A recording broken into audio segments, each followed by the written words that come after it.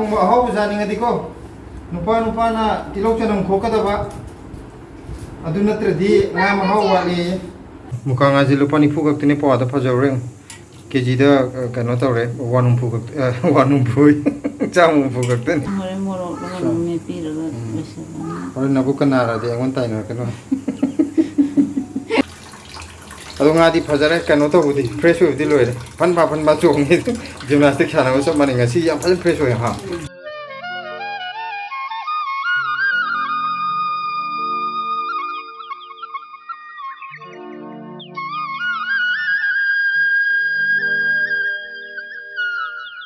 Mayam yang ngasih deh. Ayo.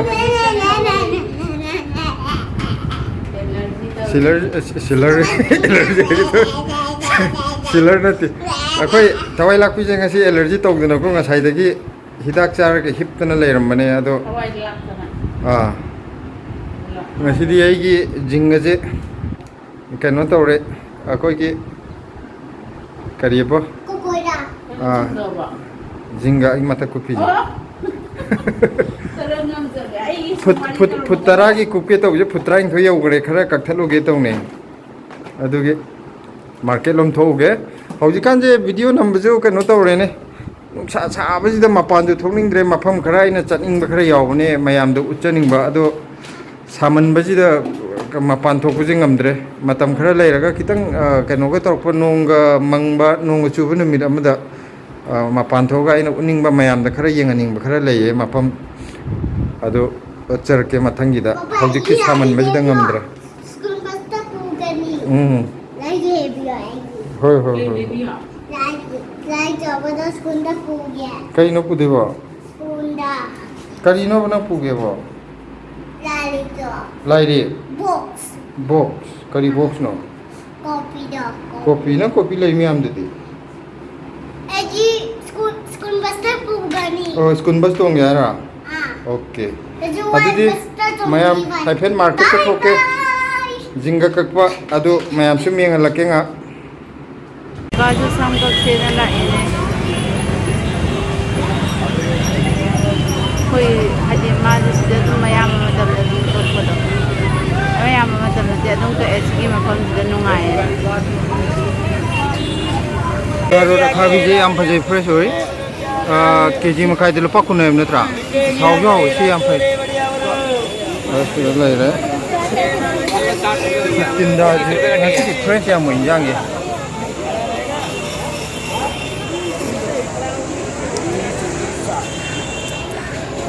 Sini kai no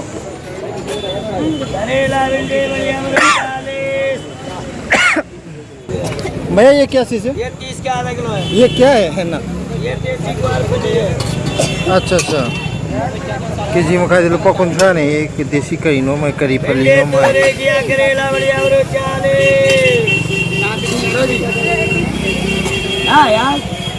तो पान जे मुझे तो इसी चाहिए तब तुम तो करा असली ना खर थम्बे या नहीं है वो मोरो खाए सीधा मसाला तकाय रखो के हाँ बोलो है तो उसने क्या पिया है ना lupa kun keji makai de lupa kun itu lah re tapi je pojai bindi na lupa nipu keji dah ni je mo भिंडी 400 रुपए किलो बोलो भाई थो इसे orang ni ay maya sih ing betul betul ini mi chile kai ate enjang ning gidra la pan cha ro na ngasi allergy tau de pan cha ba ni mitane na ngai budi tau de dur ju la poi log jayega na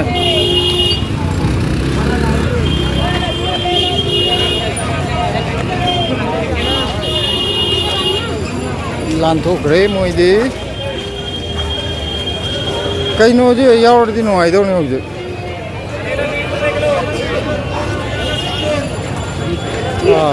mushroom machad matam natra man mushroom yo paam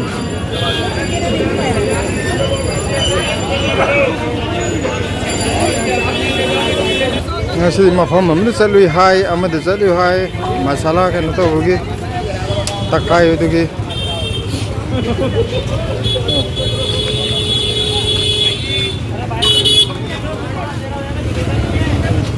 to sida hogi isin saramni chapuji am puthore to ising chapuji hauju hawe chapugi isingje aduga phaju phaba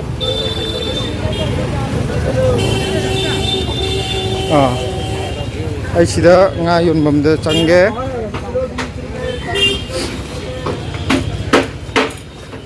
kaino mi je itakta ida mi yemte udeda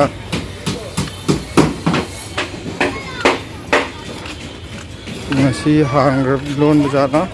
akhoi singa lebam changbam bimna sida tusi kangdon kirkra mayam ju chan upu kangdon sida phaja phaja ba phabung leire upu leire yo le hey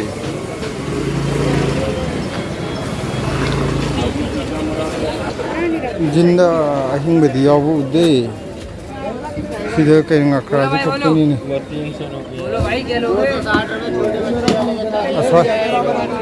ngakup te gi na yaw de ahing ba ngakup log dong ai ahing man tra ga ju sida le ahing ba sile muka ahing log jira muka nga log jira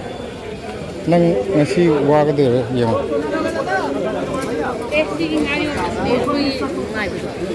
sida di ngakra khapni jinda ulan ne sida ni yen ne handak yam chawng yolam bane moi hana yam chawng yolam bane bako ya handak thingmu ne matam khara thingmu du dagi yam pikna moi masing manga tu khak yole hana di sigi paring je chawng yon bane ba son matai bako sin thung yon ne do moi sarkar na handak chega thing khot pa khara togi bane ba si ngang ni sidai da kaino ne वेटी का हो रहा है तू ha okay cutie lupa chani marfu ki tare ngam chani de kg ma gram cham khare hele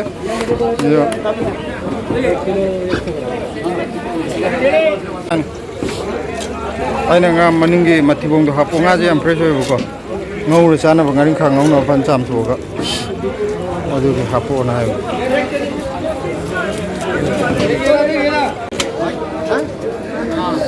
मैं ये कैसे देते हो 40 के बाद 70 गाली किलो हाँ यांखे किलो रो रहा भैया एक पाव दे दो या नहीं तो 50 का दे दो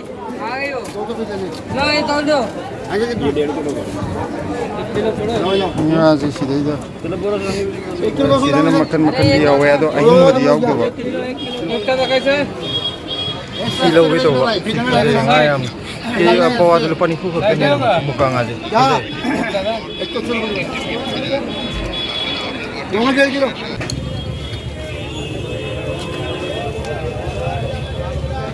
तुलसी की चप्पू में आम बिना इन्हें उत्पादों हौजिक समरी और उपदेश से सना तारे base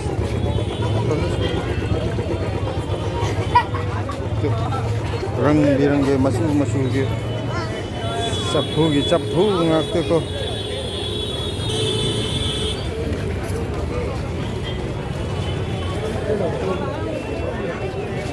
sidaida papaya yam leire sidaida hawgdoba yawrenge yengona apam yawreng masak sidi kanom loi tawe hajade maya mokoi hojik market chatlubudo keno tawre nga masa ni lore kg mukta ba ha ga kitang chaw dam te yaw da ba adu ki kg makhai mukta ba do ani lore chani ga humpu ai ba kg da nga ahing ba duna asibu du di kaino gumba pi chani phajaba chaw duna chani koi kg ama makhai ga ta ba do kg mai mathang ak oi ba ha tare ne kg ni ga yaw do chani ado ahing ba di chani humpu chani ga kg amaga gram cham khare hele na chani mai phul howa ado nga di phajare kano to budi fresh hoy di loire pan ba chong ni gymnastic khana so mani nga si yam phal fresh hoy ha masai am kal leba ahing bo ga ju nagi kano to budi kai na ga to bo yawe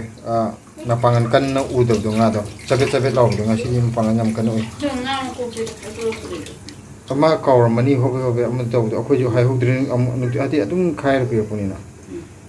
ꯊꯥꯡꯗꯨꯅ ꯀꯛꯊꯠꯂꯨꯔꯒꯦ ꯅꯪꯅ ꯀꯛꯂꯛꯄ ꯂꯦꯟ ꯊꯠꯂꯒ ꯀꯛꯄꯗꯤ ꯌꯥꯔꯣꯏ ꯌꯦꯡꯒꯦ ꯊꯥꯡꯁꯦ ꯏꯜꯂꯒ ꯑꯗꯣ ꯑꯩ ꯇꯧꯔꯒꯦ ꯑꯗꯨꯗꯣ ꯊꯝꯃꯣ ꯃꯀꯣꯛꯀꯤ ꯁꯔꯨꯛꯇꯨꯗꯪ ꯊꯝꯃꯣ ꯁꯤꯗꯤ ꯀꯩꯅꯣ ꯇꯧꯅꯕꯅꯦ ꯆꯥꯅꯕ ꯅꯠꯇꯦꯀꯣ ꯀꯩꯅꯣꯗꯨꯕꯣ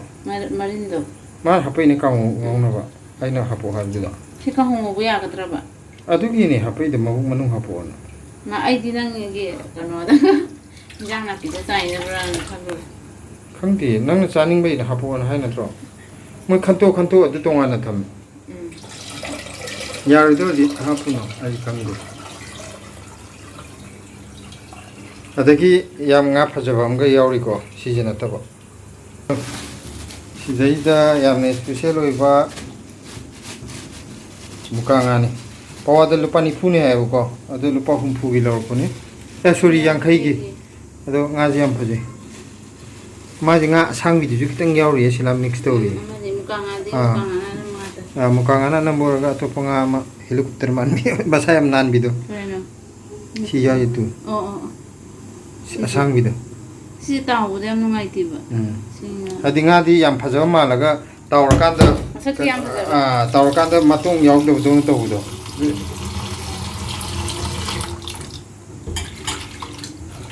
ꯌꯦꯡꯉꯣ ꯃꯌꯥꯝ ꯃꯨꯀꯥ ꯉꯥꯁꯦ ꯂꯨꯄꯥ 90 ꯈꯛꯇꯅꯤ ꯄꯋꯥꯗ ꯐꯖꯕ꯭ꯔꯥ ꯌꯦꯡꯉꯣ ꯀꯦꯖꯤꯗ ꯀꯩꯅꯣ ꯇꯧꯔꯦ 1 ꯆꯥꯝꯃ ꯈꯛꯇꯅꯤ ꯐꯖꯩ ꯃꯁꯛ ꯌꯦꯡꯉꯣ ꯐꯖꯗ꯭ꯔꯥ ꯑꯩꯅ ꯃꯣꯏꯅ ꯂꯨꯄꯥ ꯃꯥꯟꯕꯤ ꯍꯥꯏꯕꯗꯣ ꯃꯨꯀꯥ ꯉꯥꯗꯤ ꯑꯣꯏꯖꯥꯠꯂꯥꯅ ꯈꯜꯂꯨꯔꯦ ꯑꯗꯨꯒ ꯃꯨꯀꯥ ꯉꯥꯅ ꯑꯃꯅꯤ ꯌꯨꯝꯗ ꯐꯪꯕ ꯉꯥꯗ꯭ꯔꯣ ꯍꯥꯏꯁꯦ ꯀꯁꯥꯔꯒꯤ ꯌꯨꯝꯗꯗꯤ ꯂꯨꯄꯥ ꯃꯥꯟꯕꯤꯁꯦ ꯑꯩ ꯆꯥꯔꯛꯇꯦ ꯂꯨꯄꯥ ꯃꯥꯟꯕꯤꯁꯦ ꯍꯧꯖꯤꯛꯀꯤ ꯑꯔꯪꯕꯗꯨ ꯑꯣꯏꯔꯝꯕꯁꯨ ꯌꯥꯏ ꯆꯥꯔꯦ ꯃꯨꯀꯥ ꯉꯥꯗꯪ ꯇꯧꯋꯦ ꯃꯨꯀꯥ ꯉꯥꯗ ꯆꯥꯎꯕ ꯍꯧꯖꯤꯛꯀꯤ ꯑꯃꯗꯨꯅ ꯃꯨꯀꯥ ꯉꯥ ꯅꯠꯇꯦꯗꯅ ꯐꯖꯩ ꯉꯥꯁꯦ ꯍꯥꯏꯗꯤ ꯁꯨꯃꯥꯏꯅ ꯐ꯭ꯔꯦꯁ ꯑꯣꯏꯔꯗꯤ ꯑꯗꯨꯝ ꯂꯩꯅꯤꯡꯕ ꯄꯣꯛꯑꯦꯀꯣ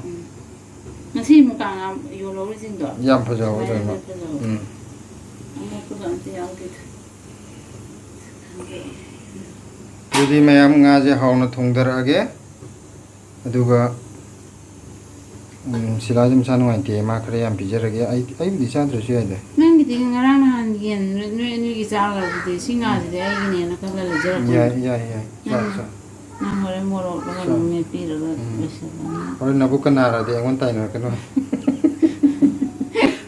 ꯊꯤꯟꯕ ꯂꯦꯡꯉꯦꯅ ꯐꯔ ꯍꯥꯏꯔꯗꯤ ꯑꯩꯗꯤ ꯈꯪꯗꯦ ꯍꯥꯏꯒꯗ ꯃꯌꯥꯝ ꯕ꯭ꯂꯦꯁꯤꯒ ꯏꯕꯥꯅꯤ ꯇꯤꯜꯍꯧꯒ ꯆꯅꯝꯒ ꯃꯀꯨ ꯈꯣꯛꯀꯦ ꯃꯀꯨꯗꯨ ꯁꯤꯗ ꯍꯥꯞꯇꯧ ꯅꯠꯇꯦ ꯊꯣꯏꯊꯣꯏ ꯁꯤꯂꯥꯅ ꯍꯥꯏꯕ ꯅꯨꯄꯤꯅ ꯉꯥ ꯊꯣꯡꯉꯗꯤ ꯅꯨꯄꯥꯅ ꯇꯤꯜꯍꯧ ꯆꯅꯝ ꯈꯣꯛꯀꯗꯧꯅꯦꯌꯦ ꯑꯗꯨ ꯑꯣꯏꯇꯥꯔꯗꯤ ꯉꯥ ꯊꯣꯡꯕꯗꯣ ꯍꯥꯎꯋꯦꯌꯦ ꯃꯌꯥꯝ ꯑꯗꯣ ꯅꯣꯏꯁꯨ ꯉꯥ ꯊꯣꯡꯕ ꯑꯍꯥꯎꯕ ꯆꯥꯅꯤꯡꯉꯗꯤꯀꯣ ꯅꯨꯄꯥꯅ ꯇꯤꯜꯍꯧ ꯆꯅꯝ ꯈꯣꯛꯀꯗꯕ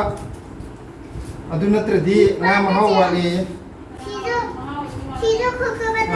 시도 코코바나 ꯍꯥꯟꯅ ꯍꯩꯔꯁꯨ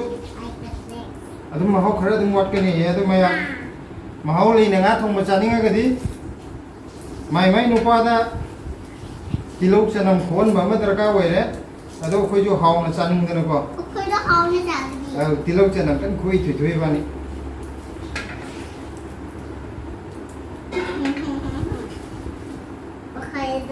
ꯃꯌꯥꯝꯅꯗꯤ ꯁꯤ ꯁꯤꯂꯥꯅ ꯉꯝꯗꯅ ꯄꯥꯈꯣꯟ ꯁꯤꯖꯤꯟꯅꯕ ꯃꯥꯜꯂꯝꯅꯦꯕ ꯑꯗꯨ ꯁꯨꯡꯅ ꯅꯠꯇꯦꯀꯣ ꯉꯥ ꯊꯣꯡꯕ ꯍꯥꯎꯅ ꯆꯥꯅꯤꯡꯕꯩꯅꯤ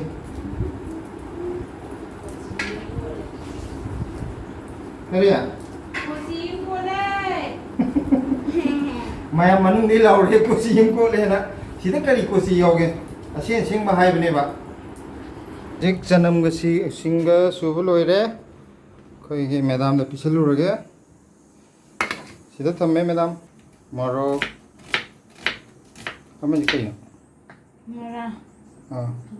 ꯃꯔꯥꯗ ꯆꯞ ꯆꯥꯔꯦ ꯉꯥ ꯊꯣꯡꯕꯒꯤ ꯃꯔꯥ ꯇꯥꯟꯊꯣꯛꯄꯅꯤ ꯑꯗꯨꯒ ꯇꯤꯜꯍꯧ ꯀꯔꯤ ꯁꯤꯗ ꯁꯣꯏꯔꯦ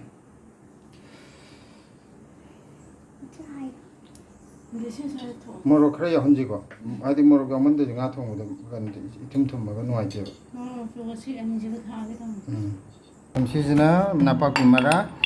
ꯑꯩꯈꯣꯏꯗꯒꯤ ꯉꯁꯥꯏ ꯇꯥꯟꯊꯣꯛꯄꯅꯤ ꯈꯨꯏꯔꯦꯅ ꯂꯣꯏꯅꯃꯛꯀꯣ ꯅꯥꯀꯨꯞꯄꯤꯗꯨ ꯁꯥꯔꯛꯄꯁꯤꯗ ꯌꯥꯗꯕ ꯆꯞ ꯆꯥꯅꯔꯦ ꯉꯥ ꯊꯣꯡꯕꯒꯤ ꯀꯔꯤ नापाकपीजे सारअदि सुया यादेबको हौजिक साब हौरबनिना लोइना कुइजल फनकन होनमने खनब खोटप कैमता यादे मोना हादि मनुंग टेम्परेचर से दम आयोनिना बा सब तारे खरे इंगागा अमुक थारगे हौजिकी ओइनदि नापाकपीजे लोइसलगे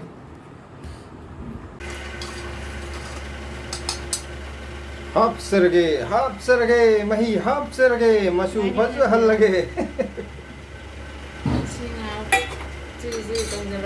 मसु फजरनी होरे गाखं लेगा अभी ते हिजन लगाय मिना अदमाइनो ओलगना कनो तोब्रा तोइदब्रा खाबै खाबै न जस यान जन लेजना अदो इंजरगे खुंदु